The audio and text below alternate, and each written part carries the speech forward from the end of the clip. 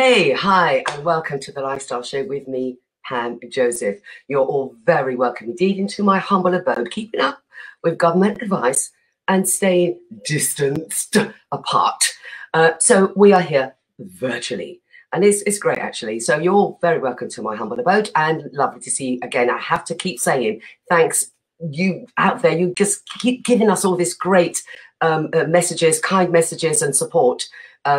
You know, the way you're seeing us and what we're doing and what we're aiming to do as well, giving people a platform that maybe you may not get anywhere else. So once again, thank you for all of that. Now, for the next couple of hours or so, please keep tuned in to us as we edutain you, both myself and my guests as well. You're also very welcome to interact with us on the show, and any comments or questions you'd like to pose, that's great. Huge response to our Black Lives Matters debate last week. Wow. We'd like to thank you again for that. But we continue looking into the race relations in the UK. And as ever, we have a panel of movers and shakers who will be discussing the issue in the UK, in depth in the UK. And you can hopefully get involved in this. Now, there's various ways you can do that. You can message us via YouTube, MediaNet Live, TV, email us, lifestyleonben, that's all one word, lifestyleonben @hotmail.co.uk, or Facebook page, Lifestyle on Ben. Tweet us at Lifestyle TV Show. Like to get your comments, like to get your questions, do that. We had a huge response last week. Like to get that in again. Or any comments you'd like to make to us, very welcome indeed. Okay, now before I bring in my co-conspirator, Anthony Jordan, I'd like to make this appeal for witnesses to a horrific murder of two sisters in northwest London at the weekend, in fact, June the 6th. So basically, 46-year-old Bieber Henry and her half-sister, Nicole Smallman, 27, were found dead in Friant Country Park in Kingsbury on Sunday the 7th of June. They were found on Sunday the 7th of June. Basically what had happened is that both sisters attended a birthday gathering for Bieber, celebrating her 46th birthday. Now, they had a group of people with them, up to about 10, in a very, you know, sort of like common spot. It's a lovely spot where you can look over and see, you know, parts of London as well. It's a very picturesque spot that they were at. So there's many people that go there, and many people were there. So this was on Friday, the 5th. What ended up happening was that on the Saturday, just before midnight, just after midnight, guests had left them, and so Bieber and Nicole were, if you will, sort of tending to things perhaps, but they left them there, back behind there. Because they didn't hear from them, friends and family, relatives and family and friends didn't hear from them the following day, they were starting to call around. They, sort of announced this to the police and told the police that these two ladies were not at home, are not answering their mobile phones. But I got to tell you that it wasn't until Sunday that their bodies were found, and it wasn't by the police. It was by a passerby who thought they were sleeping, if you will, on the grass, and tried to wake them, unresponsive, and so realized these are two dead bodies. We need to get people on this. Anyone who was around the Friant Park, is this Kingsbury? Everyone keeps calling it Wembley. It's not. It's Kingsbury. Yeah, Northwest 9. Anyone who was around the area between the Friday the 5th and also the Sunday, so straight through Friday, Saturday, and Sunday. Were you around there? Did you see them? Did you see any confrontations? The police have said COD, cause of death, multiple stab wounds. They've stabbed to death multiple times. Yeah. They have found the weapon. They had blood that did not belong to the sisters. So it's a third party, if you will. And so they're saying that it's just one perpetrator, and they don't believe that the perpetrator is known to the victims. I don't know. So I'm doing this to get everybody on this. If you were around the park around, the 5th of June to the 7th of June, certainly in the evening of the 5th of June, did you see anyone that looked a bit shady, looked a bit dodgy? Did you see a confrontation even between these two ladies and any individuals? Please come through and let the police know about that. What we do know is that the belongings certain belongings to the ladies were strewn about the place, and even a park picker, bless him, he took these things thinking that they were just left behind, and they're vital evidence to the police. So the police had actually been into tips looking for these things that was thrown away. So this person was able to throw about their belongings and their bits. It seemed like whoever it was had rather enough time. There is a fear, because you can call this now a serial killer. So there is a fear, that this person is still walking around, and the police want to emphasize one thing. If somebody came home to your home, or a friend that that was cut, wounded, arm, hand, whatever, bandaged, yeah, Saturday morning, or you notice this on Saturday, yeah, please come forward. Let us know this. We need to catch this killer, because he's, there's someone roaming about. If it's not one, it's more, but certainly one person did the deed. Now, you can call the incident room 020-8-721-4205, 020-8-721-4205. If you don't want your details out there anonymously, Crime Stoppers, 0800 555 111, 0800 555 111. These are young women, and they were cut short of their lives, and we don't know what the cause is. We don't know anything about it, and we need to find out. Yeah. So please, if you know any information, please call those two numbers. Great. Okay. Okay. At this point, Anthony, that was a serious bit. Had to go over with those. Okay. Anthony can join me now, my co-conspirator, aka the Dark Persuader. Hey. You know what? I'm so touched and hurt by such news that it's kind of, I want to bring the energy and be like, yeah, but it's like, wow. And please, anyone, if you do have any information on that, let's see justice prevail, really, is the most I can say. Let's help and get, there is a family, or families essentially, I don't know, how big it goes, but people are grieving at the moment over this. So all support will be. Anthony, we hear about murders and single murders, if you will, but sisters, families wiped out with two members. This is it. This is not making sense. I'm just at this moment really and truly just hoping that if there is anything that anyone knows in the platform that we have and we can assist in any way, let's do it. What is wrong. Let's do what's right, people. Let's correct it where we can, and let's hopefully see justice served as soon as possible on this matter.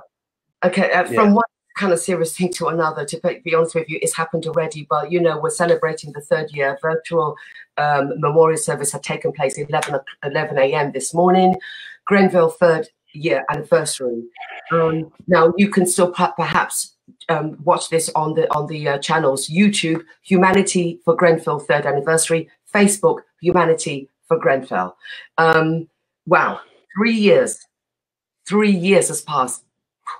Anthony. I can't even believe the time, to be honest with you. Honestly, I remember just seeing it and I was like, are we here already? I remember it like it was yesterday. Yeah. And, with all the madness that is going on in what they call 2020, it's really hard to believe that I still remember being just around the corner from that the next day, not even being aware, because we weren't listening to the radio station, my friend and I, and someone said, "Oh, are you sure you'd be able to deliver?" Because we were doing a delivery at the time to somewhere local, and we were like, "What's happened?" By the time we tuned in, and we still got close, and it was just heartbreaking and such tragedy. And once again, just have to put condolences out to the families who had lost people whose lives were cut short due to such a horrific accident. Well, we got a bag of a show, but we got a competition as well. That's going to be late. I've got to quickly say this. Targeted teas. Yay! Yes. On board with the lifestyle show. So, guys, if you're a fan of some nice herbal teas, this is the place to watch out. You'll get a nice, beautiful hamper being sent over to you shortly, if you get it right, that is. So, yeah, that is something to look forward to. And you will catch me later on in the entertainment corner, where we will have a host of guests: Brian Art, Terrell Lewis, and Jade Marie Joseph, all delivering a bit of entertainment and a few music videos from me. But until then, see you guys later. Bye-bye. Thank you, Captain. Okay, right. What can I say about this? My first guest, oh gosh, pioneer, somewhat of a pioneer. He's a filmmaker, director, producer, journalist, writer, author, Oh, God, I'm lost for words. Ladies and gentlemen, Mr. Terry Jervis. Good afternoon, Pam. Good afternoon. Was that an intro or what? Did I miss anything out, though? You missed out that I did your show some years ago. I think I last did your show in 2010, I think it was. Cool. That far back, yeah. But look, first of all, let me tell you, my heart goes out to the family of those two women and to many other mothers and fathers who've lost their children under these violent circumstances.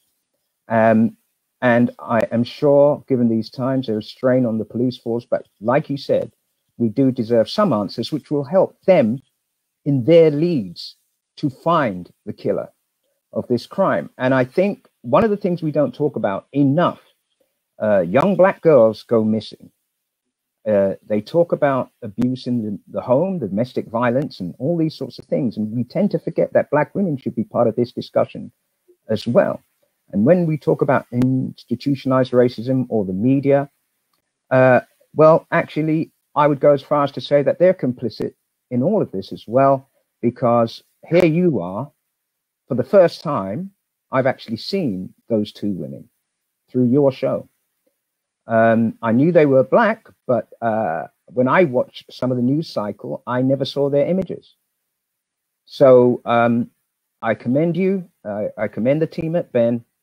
And throughout my career and my history, as you know, I've always tried to make sure that we had equal representation, not just me as a Black man in production, but I brought in many Black women into production, whether it be in the music business or television or film or publishing, so that, you know, we can have that balance, because we all care. We all care. And I think also we've got to look inside ourselves at our own communities and say, if you know something, you are equally as complicit if you don't say something, if you don't do something. So whilst we've got a pandemic going on, whilst we've got Black Lives Matter going on, I think we also should look at what's going on inside of us. Thank you, Terry. Thank you for that. Because, yeah, you know, we need to club together. We need to stick together. And, you know, we need to make sure that there isn't a madman out there, maybe targeting a certain, you know, gender and a certain race. We don't know. No, we don't know. And I think you've put out the call for the DCI. Yeah. So let's see if he responds. Okay. Thank you. Thank you, Terry, for that. Now, let's talk about Terry the man. And you know what I want to really call you? I don't know if you're going to agree with this. I want to call you Sir Terry. Terry, because you know you've done so much, so we need to let people to know. Let's start at the beginning, because you have done a lot, and it's not just about what you've just done in the moment, it's about what you've done in the past as well. So can we please, if you let me I think give you the platform, give you the mic, and let's talk from the beginning, because your title could be business and media entrepreneur, but there's so much. Yeah. Well, you know, okay, so I guess for viewers who are seeing me for the first time, but you may know my shows like The Real McCoy or Top Gear or Top of the Pops or Smash Hits or Star Trek, and working with Marvel Comics or Def Jam Records, or being a Motown executive, and even launching various channels for Sky Sport and Trace TV. And even supporting channels like yours with Ben. But I'm a former BBC executive. I was the youngest exec, I think, in their history at 27, running a department, which the very first, what was then Afro-Caribbean unit was a part of. But then I had my own department, which was special projects, which meant that the BBC essentially built a unit around me, because I was doing so many co-productions between the UK and the USA and all over the world, really, from Africa to the Caribbean to islands like Mauritius and Seychelles, and selling into Australia, New Zealand, and so on. And then I went to work in Hollywood for a number of years, and I still have very strong connections there. And as you see behind me, this is my latest project, Spirit of the Pharaoh, and that's a book, a book, if I can do that, a graphic novel, which is going to be made into a film. I was going to come to that a bit later. I want to talk a bit about your RAF connection. So, yeah, my RAF connection is, you know, it's funny. I was recounting something the other day when they were talking about Churchill and Churchill's statue. And Churchill said something to the effect of, never in the field of human conflict has so much been owed by so many to so few. And people forget there were pilots of the Caribbean. There were African and Caribbean people in the Navy, and certainly, you know, in the Far East, you know, in the jungles of what is now Burma and Singapore and so on. We were displaced all over the world, and people forget that Britain was an empire at that time. But anyway, I take Churchill's comments and I remember the few because I'm in living memory. I got here to this country, although I was born here. My mother came because her first cousin, who was effectively like her brother, I kind of thought he was her brother because, you know, when I was young, he was always there. And I remember being in the classroom, and when we were doing a project at 8 years old, and it was about World War II, because I grew up on bomb sites in the early 1960s. People forget that, you know, there were still unexploded bombs, and I grew up in a poverty-stricken area of Hackney, and I would go and play on the bomb sites, literally on bombs. And I sometimes watched them detonate. So when you talk about high risk, I think just playing was high risk for us back then. But he trained to be a pilot in the Royal Air Force.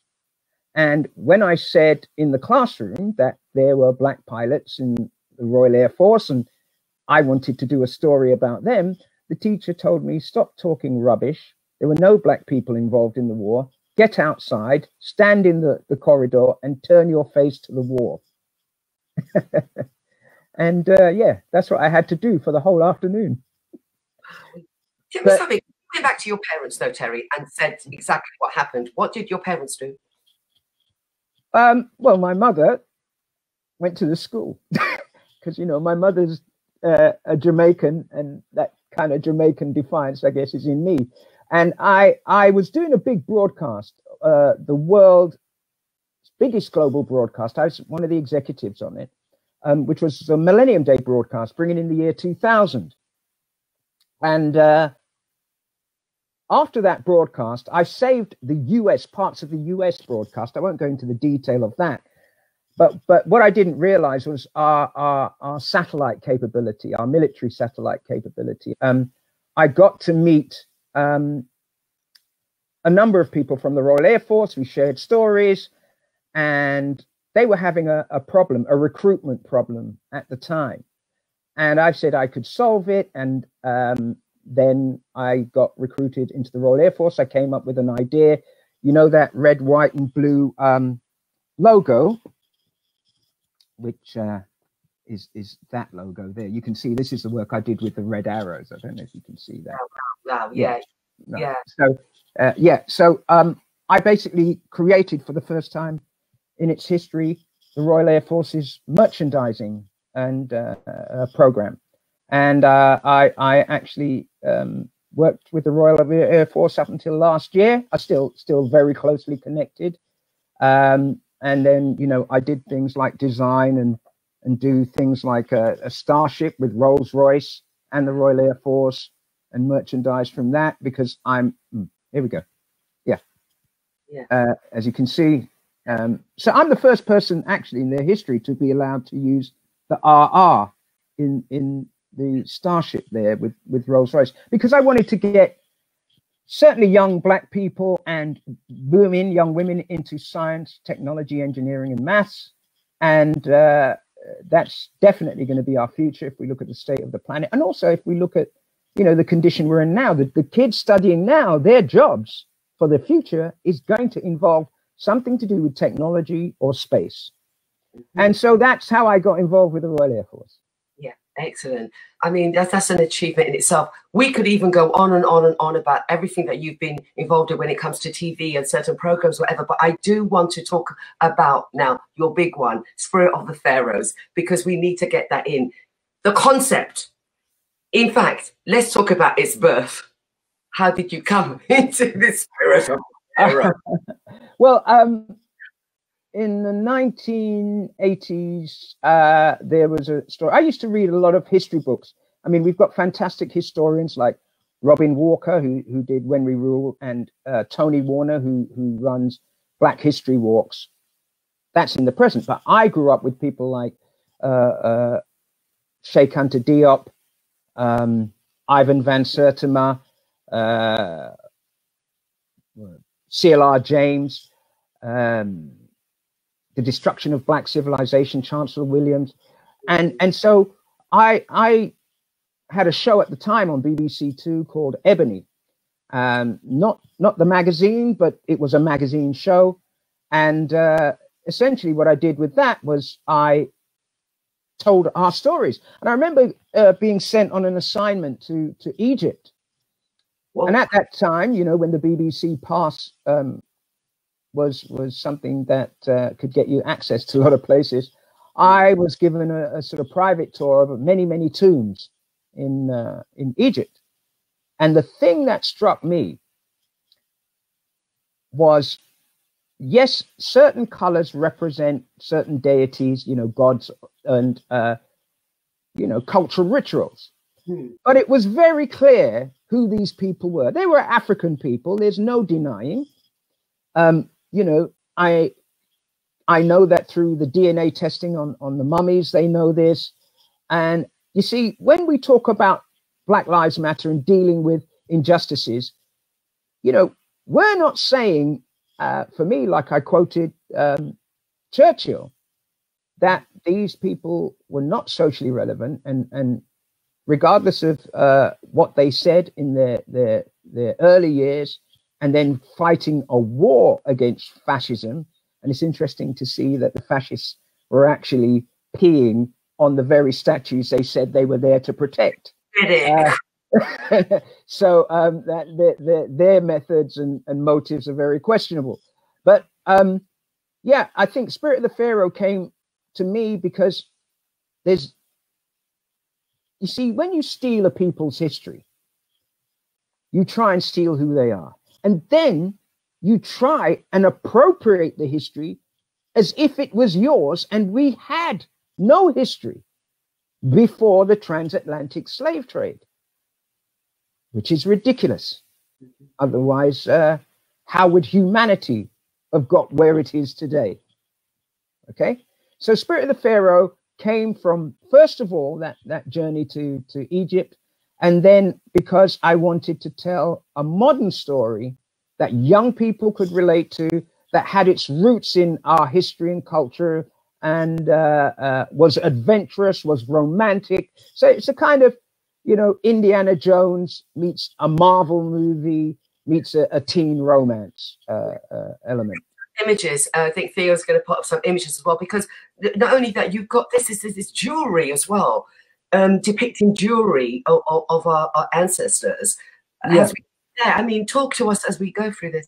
Well, that's 2 kilos of gold that you see there, which is the Ankh, the magical Ankh. Every pharaoh, whether king or queen, was buried with that. It's a key of life. It's a symbol of the afterlife and the life force. That's the Eye of Horus, the great Eye of Insight. That's gold, and actually that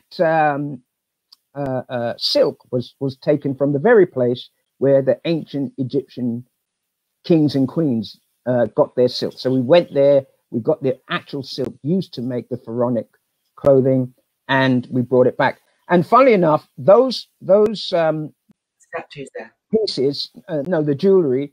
The jewelry, yeah, it's made by the jeweler and the royal medalist to Her Majesty the Queen, which is why they're all under royal warrant. And he and I have a partnership. When you were saying, why am I not called Sir Terry? But actually, when I was working with Buckingham Palace, yeah, I have to mention, you know, I did the abolition of the slave trade memorial service back in 2007 with the Queen, and she laid the wreath. And I also had the Royal Navy send out an aircraft carrier to the Atlantic to drop a memorial wreath into the Atlantic, because I wanted to not only commemorate those of us who are surviving, but, you know, we don't know how many was lost at sea.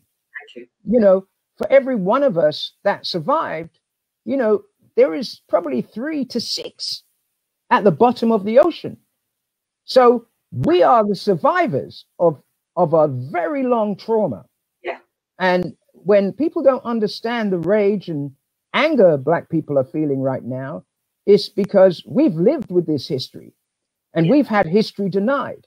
And so Spirit of the Pharaoh has to deal with some of these issues. We're in a pandemic right now. And the basis of the story is that Seth, the god of chaos, returns to earth to claim the souls of everyone on earth. But he hasn't got the power to do so, because those pieces of jewelry that you just saw, that we actually made for the movie, they have certain mystical powers and properties. So he needs to defeat the Pharaoh and Queen Neferkari to finally be able to take the souls of everyone on earth. So what does he do? He forms an alliance with an earthling, a human being, the world's richest man, a billionaire, who he says will help him to steal the souls of everyone on earth if Seth will give him eternal life to rule over the earth. Right? Does it sound like a pandemic and those trying to sell us stuff that they think will cure us? So there's deeper meanings in there. It also deals with the issue of crime, black on black crime as well, because the hero in it is a young man living in South London who is trying to make something of himself. And he gets caught up in a lot of what's going on with young people, but he finds the hero inside himself. And let me tell you that every hero has a flaw. You know, that's what makes you become a hero. You notice a flaw, whether in yourself or something happened to you in society, and you use that energy for the greater good. Let's talk about, you spoke about the film. You know, when can we expect to see the release? Well, you know, we have a bit of a problem now in the movie business, because of course we're on shutdown. That's why you and I are talking like this. And I think the pictures you just showed were from a couple of years ago, when we did the Tamara soiree. Was it a couple of years or a year ago? Was it last year? Yeah. It was 2019, mate. Yeah. Well, look, I've been in lockdown. Look, that's me, and Reginald Maynard. Now, this is important. Just keep this picture up for a minute. So when I knew what was happening with the movie business, I formed an alliance with probably the single biggest Black hair and beauty company in the US. That's Reginald Maynard of Luster Products International. And since then, we've become very good friends. And, you know, they sponsored Spirit of the Pharaoh because, again, it's about the origin of beauty. Of course. Ancient Egypt was the first to record beauty techniques that the world celebrates even to this day. That's right. So I went to a Black company to say, right, yes, there are the Revlons and the Johnsons and the L'Oreals, but I wanted to make sure that we built something that we own, not to the exclusion of anyone else, because Luster's makes products for European, Mediterranean, and African hair, as well as Asian hair. Yes. They make products for everybody. Just like me, I make TV and media and radio and publishing for everybody. But it comes from my perspective, which is a different perspective on the world. And actually, with 4.2 billion people having watched my shows around the world or bought something or listened to something, it shows you that, you know what, a Black man can appeal to you know, half the world, more than half the world's population. Yeah, indeed. Indeed. We saw you with that, as you say, with Reggie from Luster's. Now, he was on the show, I must tell you, a couple of weeks ago. He was bigging up your, you know, he was bigging up. Anyway. Yeah, well, you know what, Pam? Because I'm doing it with Luster's, can I have a full screen, please? Give me a full screen. Let me show you, you know, something. Come on, let's see him. Look, you and I have got locked down here. Look, my hair needs some serious cutting, right? And your hair might be able to deal with some shea coconut oil right now, all right? What are you trying to say? I look good. No, you look fantastic, right? Oh. But I tell you what, I've even got men's products here, right? Yes. Luster's sent me some emergency stuff, but I couldn't get to use it in time for this interview, right? So this is like 360 styling, and I got shave gel, and look, here we go, for men. So, and they even do things for kids. I mean, a lot of women will know this bottle, pink, and pink kids, right? Yeah. And so, look, the great thing about this alliance is that I make shows for children, teenagers, and adults. And I'm with a brand in Luster that's been going for 63 years. Oh my God, Terry, I've just got to tell you, Reggie has sent a message. We are truly proud to be in association with Terry and Gem Media. Yay! Oh, right. Oh, hi, Reggie. I didn't realize you were on the line, but that's good. And he's in Chicago, so he's probably just woken up. Exactly. Imagine that. Yeah, wow. And and look, it's a beautiful relationship because I just want to show Black people. I don't need to talk to white people because, as I say, I work with the Rolls-Royces, the Airbuses, the Royal Air Force, Buckingham Palace, BBC, all the Hollywood studios, and I'm in a partnership with J.K. Rowling's manager. We're launching a new media company. Those things to me are not the issue. That's what I do for a living. Yes. What I realize that has to be done is I have to commit myself to training up more people.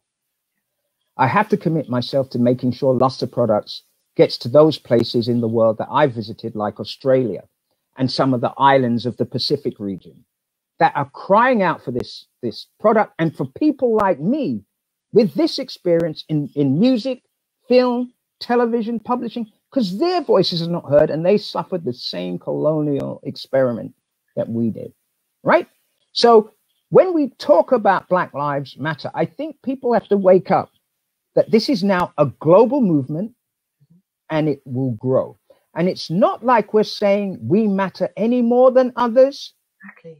We're saying that we now are standing up because we are showing you what justice will look like, what diversity in strength will look like, what it looks like when we align and have economic power, yes, what it looks like when we make stuff that educates our children, right, that makes it clear that when people like you stand up and say 2 people are dead and we need some answers, this is why I support what you do, and I make alliances with Luster, and I have all of those things. And trust me, I don't shy away, because everybody I deal with, in fact, you know, I was on the phone last night with one of the senior vice presidents of Rolls-Royce, another person from Airbus, my business and partner, that we're going to make jewelry under a royal warrant from the Queen. That is specifically about things to do with us. Okay, and we're going to make those pieces as investment pieces. And fortunately, Luster has come on board, and we're bringing in the Tuskegee Airmen as well as the pilots of the Caribbean. I'm in living memory of all these people. I filmed with the Tuskegee Airmen. I filmed with the pilots of the Caribbean. Sadly, they've all now passed away. But this Luster and Spirit of the Pharaoh and Gem Media game plan is we want to create agents of change. Agents who are going to go and sell the product, but can be part of the movie, can make the music for it. You know, I got people as far away as Australia working on music. I've got my guy here, Scully, you know, working on music for a number of things that I'm doing, from the children's show to the fact that he did the soundtrack for my Venus and Serena Williams movie, right? Remember, I was the first person to do the movie about Venus and Serena Williams and their father. Yeah. Okay. So I try to involve people who would never get that chance. Like I never got that chance. I started in this business with comic books, and then I ended up working with Marvel. Yes. And DC and Warner's.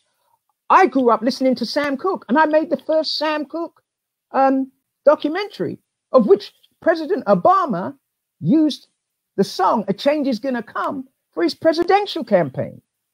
And I got a presidential watch signed by Obama. So I want to say to people, hope has arrived. And I'm going to be releasing a song with Patty Austin, Quincy Jones's goddaughter.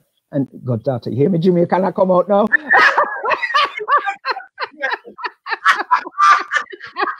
You know, I was kind of getting to that radical space. The goddaughter.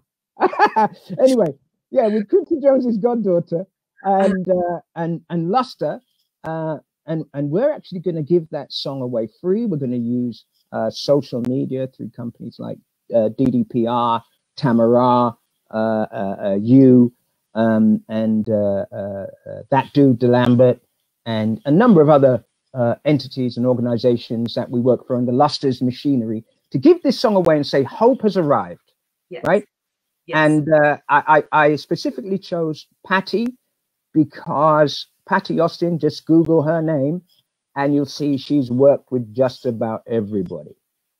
And if you've ever seen the movie 20 Feet from Stardom, about the history of the Black female singers, you'll see her in it, right? Well, and I, you know, I could talk to you. I can talk to you all day. People want to hear more about you, but where can people read up about you? Give us some of your social media details. They can go to spiritofthepharaoh.com.